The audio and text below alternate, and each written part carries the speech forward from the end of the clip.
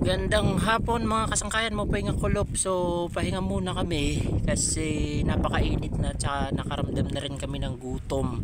So nanginginas kami or namumurot. Nagtago na muna kami dito sa malaking bato na to. Ayan o, doon kami nakukuha ng ng mga shellfish or puroton. Ayan, may aso kung kanino yan, but that is definitely not ours. So kakain na muna kami. So ayan, medyo madami na yung huli namin today. Ayan o, ayan, buhatin lang natin. Ayan o, kadamihan dyan is kiray-kiray or buta-buta, tsaka ilang saang or ganga or spider conch. Ayan, so nagbaon lang kami, konting kanin at tsaka fried sardines, tapos meron kami konting tubig kasi anong oras na ba? 12 It's already past 12. So kaya pala hindi nakapagtataka na nakaramdam na kami ng gutom. So kakain na muna kami.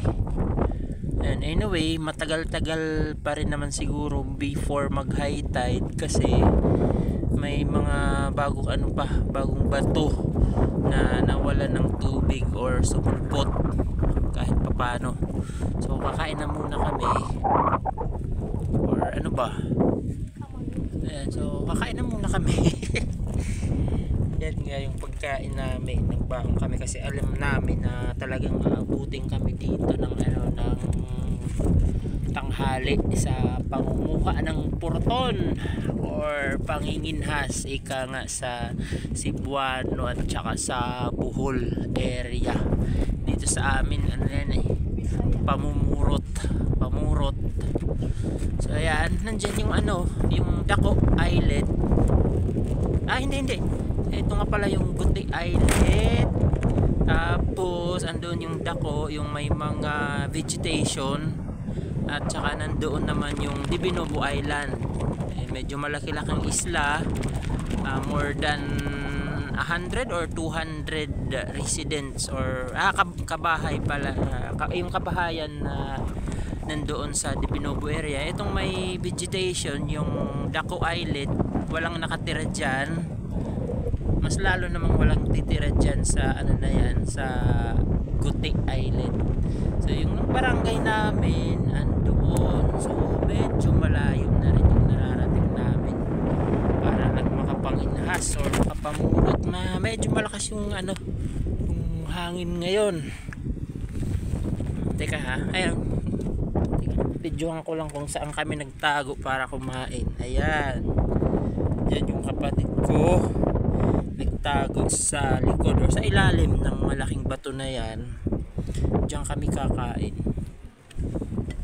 Tapos after namin kumain, magpapatuloy kami sa panginginhas or pamurot. So andyan na yung huli namin. So makakapag adobo yata kami pag ganito kadami yung huli namin. And for sure madadagdagan pa yan kasi after namin kumain ay pa kami, mangunguha pa kami ng mga shellfish or puroton. So ayan, gaya kahapon, mangilan-ngilan pa din yung mga nagpupunta ngayon sa dagat. Siguro dahil sa sa sobrang init ng panahon. Pero kahapon kailan ba bumagyo dito sa amin. Buti na lang hindi ganong kalakas, signal number 1 lang. Kaya lang medyo madami-dami din yung mga nasira na mga pananim, lalo na yung mga saging. So ayan, kala ko ba kakain ako tapos nandito ulit ako nagvi-video. So dito sa mga ganito, ayan, may mga nakukuha na ng mga shellfish dyan. Sipag ka pa, tingin-tingin ka sa mga butas ng mga malalaking bato, tsak may mga shellfish dyan. Medyo malakas ka, yung mga bato na to, sa ilalim niyan may makikita ka pa rin ng mga ibang klase ng shellfish.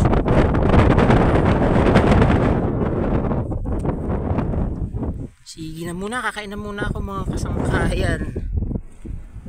talagang nagugutom na kami.